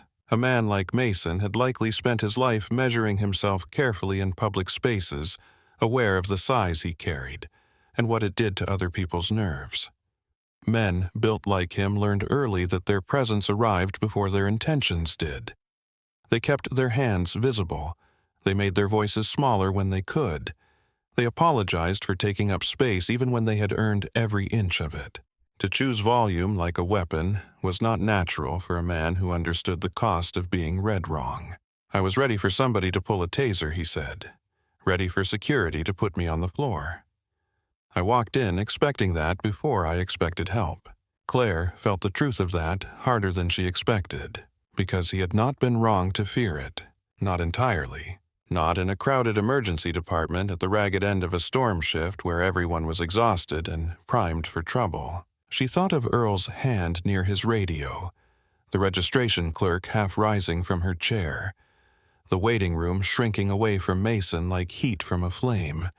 She thought of herself stepping forward almost before she understood that she had decided to. Minutes matter. The old sentence moved through her again, but differently now. Not only in the clinical sense. Not only tissue and blood flow and muscle at risk. Recognition mattered too. How fast a room chose its story about you mattered. Who got read as sick and who got read as dangerous could decide the rest. Claire met Mason's eyes. "I'm sorry about your brother." The words were too small, but they were true. Mason nodded once. He looked tired enough to fold into the mattress, yet some part of him had clearly been waiting all night to say this out loud in a place where it might finally be heard. For months after he died, I kept replaying it, wondering what he should have done different, what I should have done different. Then tonight it started in my chest, and all I could think was, not again. Not me too. Not in some waiting room while people decide what kind of problem I look like. Claire understood now why his fear had felt older than the moment. It had not been only fear of the pain. It had been fear with memory attached to it. Fear sharpened by precedent. Fear that had already buried one brother and had come back for the other. He looked at her hand over his arm. "You asked me where it hurt." Claire said nothing. That was the first question anybody should have asked Tyler. Her throat tightened. Outside the room, a pair of wheels passed in the hall. A distant overhead page called for a physician to another floor. Somewhere deeper in the recovery area, a patient coughed wetly into oxygen tubing. The hospital continued being a hospital relentless and ordinary while this conversation quietly changed the shape of the night. Claire thought back to the lobby, to the exact instant when Mason's eyes had locked on hers. She had seen terror then, yes, but now she understood there had been grief in it, too. Grief wearing work boots and wet canvas, and a voice sharpened into something the world would not ignore. "I saw you," she said. Mason looked up. Claire held the word steady. "I saw you the second you walked through those doors." His face moved almost imperceptibly, a crack opening and something held rigid for too long. He turned his head away for 1 second and blinked hard. When he looked back, his eyes shone openly. "Yeah," he said, "you did." They sat in that for a quiet moment. Then a shadow crossed the doorway. Dr. Adrian Mercer stood there, one hand in the pocket of his white coat, the other resting along the frame. He was the chief of emergency medicine at Harbor Ridge, and carried himself with the contained stillness of a man who had spent years in trauma bays making decisions that did not allow room for vanity. His hair was silver at the temples. His face had the clean, severe lines of someone who missed little and forgot less. Former Army trauma surgeon Claire had heard. The kind of physician whose protocols became habit long after his voice left the room. Claire straightened instinctively. Mercer glanced first at Mason, then at the monitor, then at Claire. He had likely heard enough from the hall to understand the shape of the conversation without needing it explained. He stepped in. "Mr. Cole," he said, voice deep and even. "I'm Dr. Mercer. I oversee emergency services here." Mason shifted a little, embarrassed suddenly by the vulnerability of being caught mid-confession. Mercer spared him the discomfort of making that visible. "I'm glad you made it to us in time." Mason studied him for half a beat. "Almost didn't." "No," Mercer said, "you almost didn't." There was no polished sympathy in his tone, only acknowledgement. Mercer's eyes moved to Claire. "Nurse Bennett." "Yes, sir." "You initiated direct placement from the lobby." "Yes, sir." "You did it before registration, before standard triage, and before a physician evaluation." Claire felt the question hidden inside the statement. Not hostile. Exact. "Yes, sir." Mercer held her eyes. "Why?" Claire knew better than to offer a speech. "Sudden central chest pain. Guarding. Diaphoresis. Shortness of breath. Radiation to jaw and left arm after questioning." He looked unstable. Mercer let the answer sit for a second. "Were you certain?" "No, sir." A faint change touched his expression. Not disappointment. Approval. "Good," he said. "Certainty is for autopsies." Mason looked between them, perhaps surprised to hear a man of Mercer's rank speak that way. Mercer moved his attention back to him. "What Nurse Bennett did bought your heart muscle time. What you told her afterward matters too." Mason's gaze sharpened. "About my brother." "Yes." Mercer paused. "Hospitals are full of people trained to detect danger quickly. That skill saves lives. It can also narrow vision if we are not careful. Claire listened without moving. Mercer was not a man known for long speeches in patient rooms. If he had chosen to say this here in front of Mason, it meant the night had crossed beyond routine case review into something he considered institutionally important. He turned slightly toward Claire and kept his voice calm. You saw the patient before the disturbance. That distinction matters. Mason gave a dry, tired breath. Disturbance. That's one word for it. Mercer looked at him. I imagine you have others. Something like the ghost of a smile touched Mason's face, then vanished. Mercer folded his arms lightly. When you are stronger, I would like risk management and patient advocacy to speak with you if you choose. About your brother, about tonight. No pressure. But if there is a history that made you believe you had to come in shouting to survive, that deserves to be heard. Mason stared at him wary for reasons that had nothing to do with medicine. You mean, report it. I mean document it correctly, Mercer said. There is a difference. That answer seemed to reach Mason in a place where easy reassurances would not have survived. He nodded once. Mercer gave him the courtesy of not asking for more. Then he looked at Claire again. Walk with me. Claire glanced at Mason. He released her from the moment with a small nod. Go ahead. She stepped into the hall with Mercer where the air felt cooler and more official at once. The cath recovery corridor had thinned out. The peak intensity of the case had passed, leaving behind that strange hospital quiet that was never actually silence, only a reduced level of emergency. The floor buffer could be heard somewhere near the elevators. A transport volunteer pushed an empty wheelchair past the far intersection. Dawn was still a long way off, but the building had entered the hour where fatigue began to make faces older. Mercer stopped beside the window at the end of the hall. Rain streaked the glass and turned the parking garage lights into blurred gold. How long have you worked in this department, Bennett? 3 weeks, sir. And before that, nursing school, clinical rotations, student work in Roanoke. He nodded, as if confirming something he had already guessed. You broke process tonight. Yes, sir. You may do that again someday for the right reason. If you do know exactly why you are doing it, and be prepared to defend it in the language that survives scrutiny. Claire absorbed the instruction. Yes, sir. Mercer turned to face her fully. Do you know what most junior clinicians get wrong in their first year here? She waited. They think speed means reacting to the loudest thing in the room. His voice stayed quiet. It does not. Speed means identifying the most dangerous thing in the room before anyone else names it for you. Claire felt the sentence settle deep. Mercer studied her for a moment longer the way commanders and surgeons sometimes did when deciding whether a person had more steel than they themselves realized. You did not confuse volume with threat. Many people do, especially when tired, especially when overloaded, especially when a patient arrives in a body that makes others brace before they assess. He let that truth remain plain between them. Do not become careless with that gift. Gift was not the word Claire would have chosen. It felt too soft. What had happened in the lobby had been more jagged than gifted. It had felt like friction and instinct and memory colliding at speed. Still, she understood what Mercer meant. Some people saw through noise more naturally than others. The skill could save lives if sharpened. It could also get a young nurse in trouble if she mistook instinct for infallibility. I understand, she said. I suspect you do. Mercer glanced back through the small window in the recovery room door, where Mason lay under warm blankets and slowly stabilizing numbers. We will debrief the case at end of shift. Claire blinked once. Sir, I want the room to hear your assessment sequence exactly as it happened. Not the cleaned-up version people tell later. He began walking again, then added, And Bennett. Yes, sir. You are no longer invisible. He left her there with that. Claire stood still for a few seconds after he disappeared down the corridor.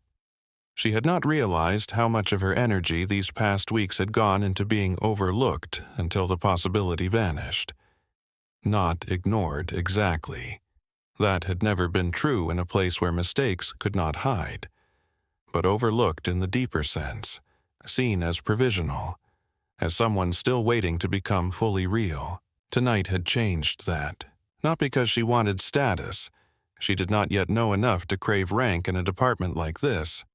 The people at the top paid for their authority with sleep scar tissue and the ability to compartmentalize moments that would break other people open. What changed was simpler. The room had trusted her eyes under pressure. Back inside recovery, Mason had drifted half asleep by the time she returned. The edge of pain had retreated enough for exhaustion to claim him in pieces. His brow still furrowed now and then as if the body had not fully accepted the new flow through the once blocked vessel, but the raw panic was gone. He opened his eyes when she approached. "You come back, or did I dream that?" "I came back." He looked relieved by the answer in a way that made him seem younger than 46. "Good." Claire pulled the blanket a little higher over his shoulder. "You should rest." He gave a tired huff. "You sound like my wife. You should probably listen to both of us." That earned the faintest trace of a smile. A moment later, it faded and seriousness returned. "Did I scare people down there?" Claire considered lying and chose not to. "Yes." He nodded, as if he expected nothing else. "Thought so. But that isn't all they saw." He looked at her. They saw what was actually happening once they had the chance to look.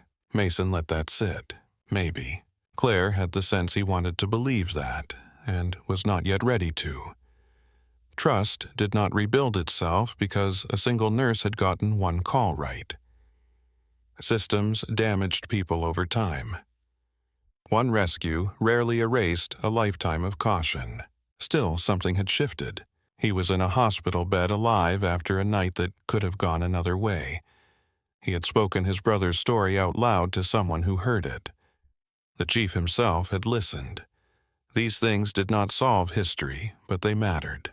Mason's eyelids lowered again, then lifted. "What's your full name?" "Claire Bennett." He repeated it once quietly, as though fixing it in memory. "If I'd made it all the way in and somebody sent me back out there," he said, voice rough with sleep, "I don't know what I would have done." Claire heard the truth beneath the sentence. Not threat. Desperation. The limit beyond which a man's fear might have pushed him into something worse simply because the alternative felt like surrender. "You did not get sent back. Number." He looked at her as if that single fact had become larger than almost anything else in the night. A nurse entered then to adjust his medication and begin the transfer paperwork for the cardiac unit. Claire stepped aside. The room shifted from crisis to post-procedure routine, a different kind of intensity, quieter and more procedural. It meant her place here was narrowing. Mason noticed. "You heading back down?" "Yes." He nodded. "They probably need you."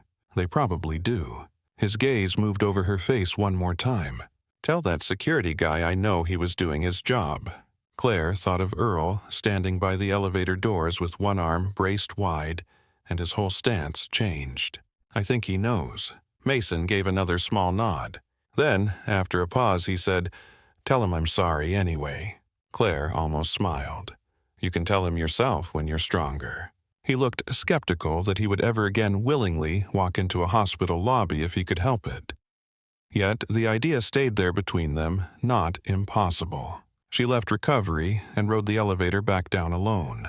The trip to the emergency department felt longer on the way down than it had on the way up. Adrenaline had shifted into aftermath now, and aftermath carried its own heaviness. She could still feel the shape of Mason's grip around her hand in the elevator. She could still hear the flat mechanical voice of the ECG printer feeding out the first visible proof that her instinct had not been imagination. She could still see the front lobby in flashes. Rain, glass. Earl planted in place. Rita sharp with process. The waiting room shrinking away from the giant man no one yet knew how to read. The elevator opened onto the emergency floor, and the department hit her all over again. Noise. Light. Movement. A paramedic was giving report near trauma. 2. Someone laughed from the nurse station too loudly from pure exhaustion. A child cried in intermittent bursts from the pediatric side. The coffee by the desk had been replaced, but it smelled scorched already. Two environmental services workers pushed a cart of fresh linen down the corridor with machine-like focus. The night had not paused because one man nearly died. It never did. Claire stepped out and was immediately intercepted by Dana Ruiz, carrying a stack of fresh ECG stickers. He make it. He did. Dana let out a breath. Good. That single word held layers. Relief for the patient. Relief for the department. Relief perhaps that the room had been forced to correct itself in time. Rita emerged from triage with a chart in one hand and reading glasses in the other. They got him open. Yes. Rita studied Claire for 1 extra second, then nodded toward the station. Drink water before you fall over. Yes, ma'am. At the desk, Earl stood with his report log open, writing something in neat block letters. When he looked up, Claire crossed toward him. He asked me to tell you he knows you were doing your job. Earl took that in. Then he closed the log. I would. Claire waited. He looked toward the front doors, now peaceful under the rain-streaked glass. Still nearly got it wrong. His voice carried no self-pity, only a veteran's brutal inventory. Claire answered carefully. You changed course when you knew. Earl looked back at her. So did everybody else. Because you moved first. There was no exaggeration in the sentence, which made it heavier. Claire reached for one of the paper cups by the water cooler and filled it. Her hands trembled slightly now that she had permission to notice them. She drank half the cup in one pull. The rest of the shift did not get easier, only stranger. Word traveled fast in emergency departments, especially stories dramatic enough to survive retelling. The details shifted already in the mouths of techs and residents. 7 feet tall became nearly 7 feet tall. The slammed doors got louder. Mason's voice got more thunder in every repetition. Claire, to her quiet discomfort, had begun to acquire the outline of a story, rather than the reality of a tired nurse with wet sneakers and a dry throat. She tried to ignore it. There were still patients to assess pain meds to pass a fresh abdominal workup in room 9, a child with a stubborn fever, a post-fall elderly woman waiting on scans. The machinery of the ER reclaimed her quickly because that was what it did to everyone. Heroics, if they happened at all, got swallowed by the next set of vitals. Yet something fundamental in the room had shifted. When Claire spoke, people listened half a beat sooner. When she stepped toward a monitor, no one automatically stepped around her. When she suggested repeating a pressure in room 12 because the patient's skin looked wrong despite decent numbers, Dana repeated it without making her defend the request first. Tiny changes, but real. Near 3 in the morning, Dr. Voss passed behind her at the central station while reviewing results on another case. Without looking up, he said, "Good placement tonight." Claire turned uncertain she had heard him correctly. "Sir." He kept moving chart in hand. "Do not make me repeat compliments. It encourages me." Then he was gone into another room. Dana snorted softly from the computer beside Claire. That's practically a parade from him. Claire almost smiled, despite the fatigue settling into her bones. By the time first light began to gray the far edges of the sky beyond the ambulance bay, the storm had weakened to a fine, cold rain. The department had finally loosened its grip a little. Not quiet. Emergency rooms were never quiet, but manageable. The kind of manageable that felt less like control and more like surviving the sharpest edge of a wave. At shift end, Mercer called the debrief in the small conference room behind the nurse station. The room smelled of dry erase markers, burned coffee-wet jackets, and the stale air of too many bodies finishing a long night. Chairs filled quickly. Nurses, techs, security. A couple of residents, Dr. Voss leaning in the back with crossed arms, Rita by the whiteboard, Earl near the door. Claire took a seat at first out of habit. Mercer looked at her once and said, "Stand." So she stood. No one spoke. Mercer did not introduce her with flourish. He did not frame the case as inspirational or unusual. He framed it like what it was. A high-risk assessment decision under pressure in a crowded emergency setting. "Walk us through first contact," he said. Claire did. She started with the doors slamming open. Mason's volume. The room's reaction. What she saw. The cold sweat. The guarded sternum, the short, incomplete breaths, the way his distress did not fit simple intoxication or aggression, the specific questions she asked and the answers he gave, the decision to place him in bed 6, the monitor, the pressure, the oxygen level, the ECG, the activation. She gave it plainly, step by step, without trying to make herself braver or smarter than she had been. If anything, the story sounded almost too simple when laid out in sequence. That was often the nature of good assessment. The logic became obvious after someone else had already seen it. When she finished, Mercer looked around the room. What were our competing narratives at first contact?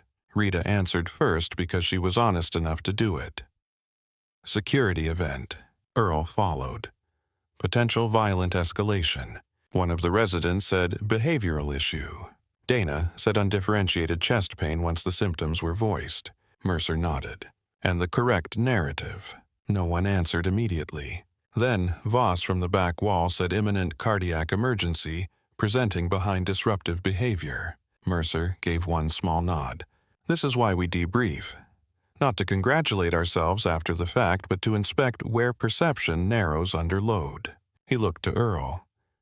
You did what training asks security to do when a large, agitated man enters a crowded waiting area. That remains valid. Then, to Rita, you defended process under crowd pressure. Also valid. Then, to the whole room. But none of those frames can become so rigid that they prevent reassessment when clinical data appears. Nurse Bennett reassessed before most of the room had even built an initial medical frame. Claire stood very still. Mercer continued. The question is not whether protocols matter. They do. The question is whether we remain capable of seeing the patient clearly when the packaging is inconvenient, frightening, socially abrasive, or simply loud. No one shifted or looked at their phones.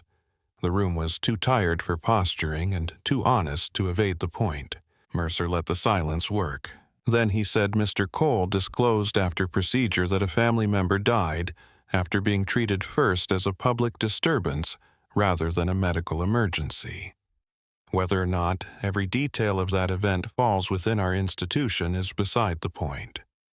His expectation, walking through our doors, was not trust. It was combat.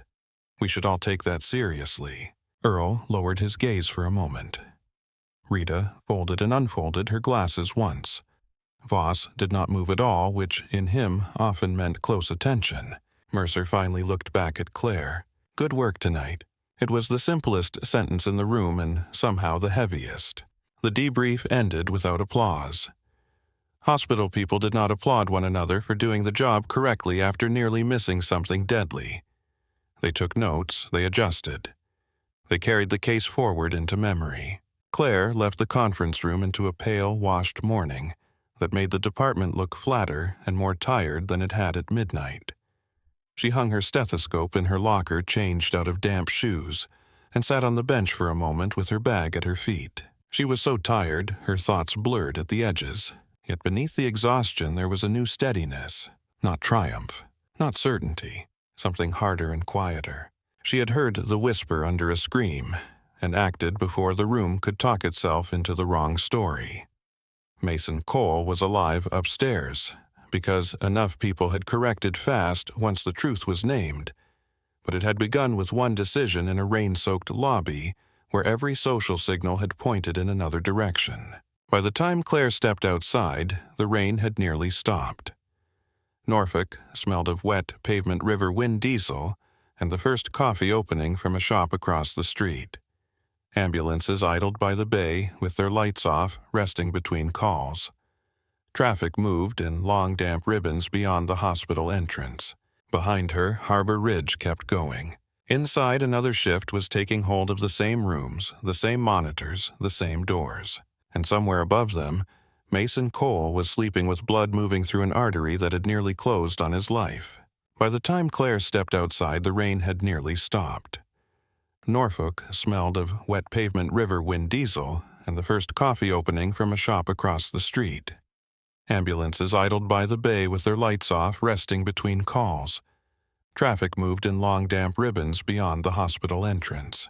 Behind her, Harbor Ridge kept going. Inside, another shift was taking hold of the same rooms, the same monitors, the same doors. 4 days later, the weather had changed completely.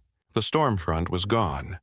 A cool blue morning sat over the city, clean and sharp, with sunlight striking the hospital glass hard enough to make people squint at the entrance. Harbor Ridge looked almost civilized in daylight. The lobby floors shone. Volunteers moved through the front corridor, carrying paper cups and clipboards. A television mounted over the waiting area played muted local news, while a closed caption crawl rolled beneath a smiling anchor who knew nothing about the nights this place survived. Claire was back on day shift for the first time in more than a week. Her body had not fully forgiven the change yet. Night work clung to her in strange ways. Hunger at the wrong hours. Sleep that came in pieces. A mind that remained half alert even in bright hallways and ordinary mornings. Still, the department looked different during the day. Less haunted, more exposed. The harshness of artificial light gave way to daylight pouring through the ambulance bay windows and flattening every stain, every scuff mark, every crack in the polish. The work remained the same.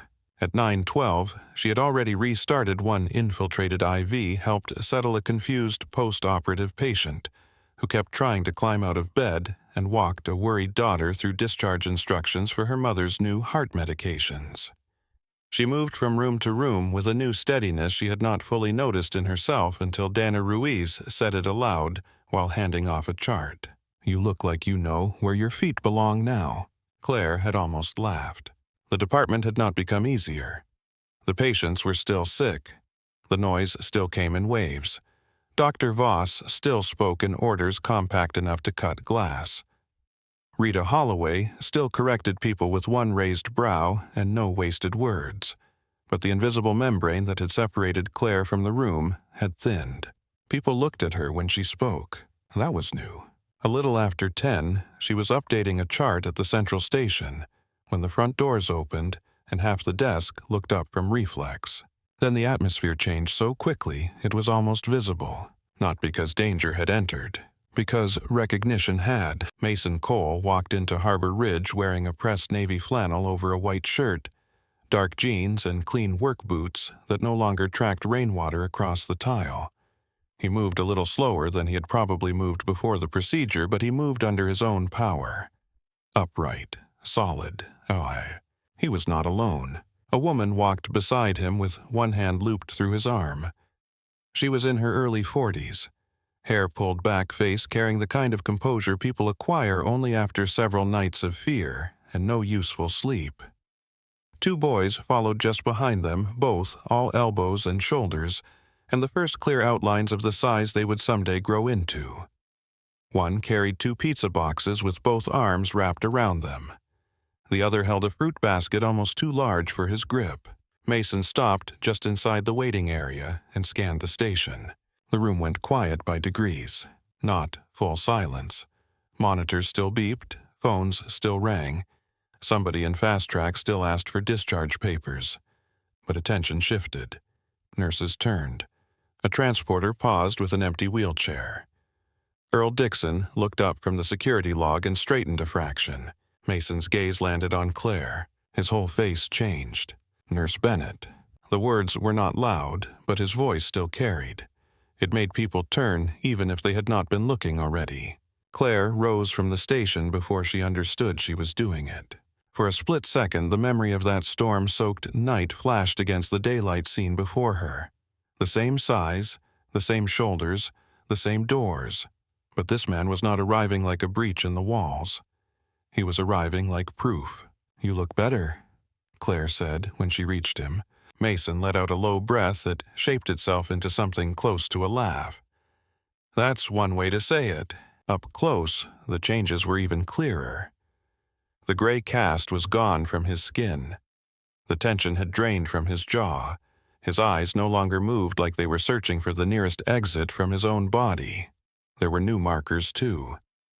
A hospital band still looped around one wrist. A tenderness in the way he held himself through the chest. the slight caution of someone recently told by specialists exactly how fragile muscle and blood flow could become when taken for granted. The woman beside him offered Claire her hand first. "I'm Aaron," she said, his wife. Claire took it. Aaron held on a beat longer than a casual greeting required. "I've been wanting to meet you." There was no polished speech in her tone, only the flat, honest edge of a person who had spent too much time imagining the other outcome. The boys hung back at first, studying Claire, with the solemn intensity of children trying to understand the adult who now existed in family stories. One looked very much like Mason around the eyes. The other had Aaron's mouth and Mason's shoulders. Mason tipped his chin toward them. Caleb and Luke. The boy with the fruit basket shifted it awkwardly. "Dad said you don't sit down enough to eat." Claire smiled despite herself. "That sounds possible." The one holding the pizzas stepped forward a little. "We brought extra for everybody." By now, most of the desk was openly watching. Dana Ruiz had appeared from one of the side hallways with an armful of lab labels and stopped in plain view. Rita stood near triage pretending to review a chart and not fooling anyone. Earl had moved from the metal detector to the edge of the front corridor, giving the family space while remaining close enough to witness what he plainly understood he should witness. Mason looked at Claire, then passed her toward the staff behind the station. "I was a mess when I came in here." No one interrupted him. He kept going, not raising his voice much, but speaking with enough weight that the waiting room itself seemed to thin around the words. "I came through those doors loud and scared and half out of my head." He glanced at Earl, then at the station, then back to Claire. "I figured if I looked like enough trouble, somebody might treat me before I died." The sentence settled into the room and stayed there. People in the waiting area who knew nothing about Mason's night still understood enough to look up from their own private worries. The woman with a toddler on her hip, the old man clutching a folded referral paper, the teenager in athletic tape with a swollen ankle. Hospitals made accidental audiences out of strangers. Mason rested one hand on the shoulder of the boy nearest him. "This woman right here looked at me like I was sick before she looked at me like I was difficult." Claire felt heat rise at the back of her neck. He did not let her deflect it. "The doctors upstairs told me if I had sat down in a chair out here and waited much longer, my boys might be walking into this hospital for a different reason." Erin lowered her eyes at that.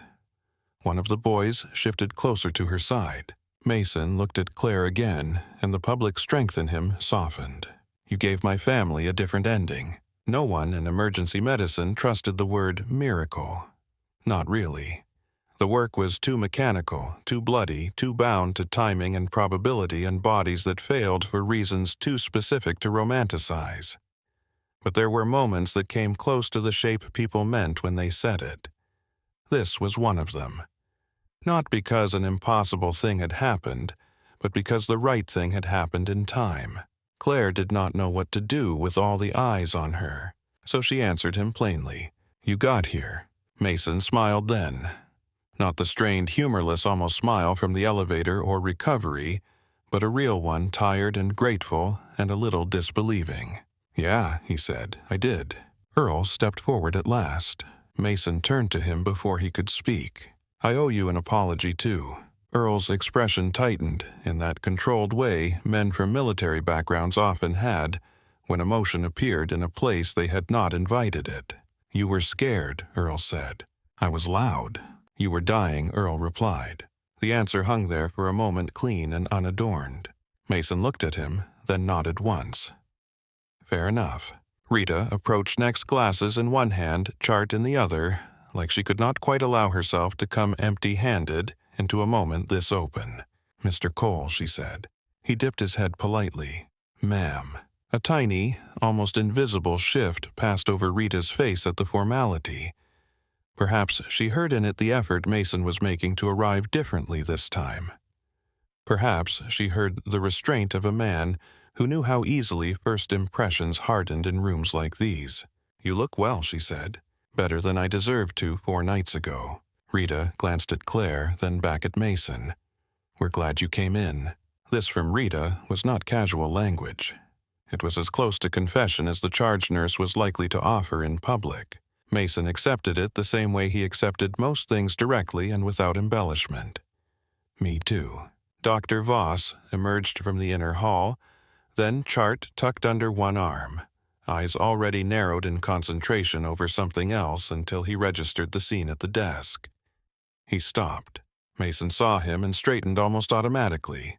Voss took in the family, the pizzas, the fruit basket, the changed color in Mason's face, and whatever private equation he ran appeared to resolve at once. "You're vertical," Voss said. Mason let out a short laugh. "Last I checked." Voss stepped closer. "Cardiology happy with you going home?" "Today," Mason said, after one more stop upstairs. Voss gave one brief nod. "Good." Then his gaze shifted to Claire. Nothing in his expression changed much. It almost never did. But he said Nurse Bennett made the right call. The whole station heard it. Coming from anyone else, the sentence might have sounded routine. From Nolan Voss, it landed like a stamped official record. Final, precise, entered into evidence. Mason looked from Voss to Claire and back again. "That's what I came to say." For a moment, no one seemed entirely sure how to move the room forward. Then, one of the boys lifted the pizza boxes a little higher, reminding everyone that hospitals, no matter how dramatic their stories still operated, partly on food carried in from the outside world. Dana rescued the moment first. "Well," she said, stepping in with practical ease, "if you're here to save the day with pepperoni, we can make space." A small ripple of laughter passed through the staff. The tension eased. Caleb set down the fruit basket on the counter. Luke passed over the pizza boxes carefully. Aaron thanked the desk twice. Claire found herself answering questions from both boys at once. Did she work every day? Was the heart machine loud? Did their dad really shout that much? Earl finally smiled outright at something Luke said about hospital coffee smelling like hot dirt. The scene should have felt sentimental. Instead, it felt strangely grounded because everyone present knew exactly what had been avoided and how narrow the margin had been. Joy in hospitals rarely arrived pure. It came braided with memory, with statistics, with the shadow of what almost happened. Before Mason turned to leave, he reached into his shirt pocket and pulled out a folded card. It was plain white, the kind sold in drugstores by the checkout aisle. He handed it to Claire. "For later," he said. She took it, fingers careful against the paper. Mason held her gaze one last time. "I meant what I said upstairs." "You saw me." Claire did not trust herself with too many words. "I remember." He nodded, satisfied with that. Then he gathered his family with the quiet gravity of a man newly aware of how much could be lost between 1 hour and the next. The boys turned and waved awkwardly. Aaron thanked the station again. Mason gave Earl a final nod. Rita a respectful glance, Voss a small lift of the chin that was somehow both gratitude and recognition. The doors opened. Sunlight flashed across the floor. And then the Cole family walked back out into the day. The department stood in the wake of their leaving for a breath longer than usual. Then Harbor Ridge resumed itself. Phones rang. Printers spat labels. A resident called for an EKG in room 14. A patient in triage began insisting his pain had been ignored for 40 minutes when in fact it had been 19. The machinery picked up where it had paused. Dana opened the pizza boxes. "Still hot," she announced. That finally broke the spell. People moved again. Someone found plates. Someone else reached for napkins from the break room. Rita shook her head once, as if disgusted by the idea of grease near the station, then took a slice anyway. Earl accepted one, after pretending not to want it. Claire remained by the desk for a moment longer with the card in her hand. She did not open it immediately. She slid it into the pocket of her scrub top and returned to work because that was what the place required. A chest pain in room 6, a discharge in room 3, a family asking for an update in hallway B. The day shifted around her, and she moved with it. Yet something had settled inside her with unusual clarity. Not self-importance, not pride in the crude easy sense.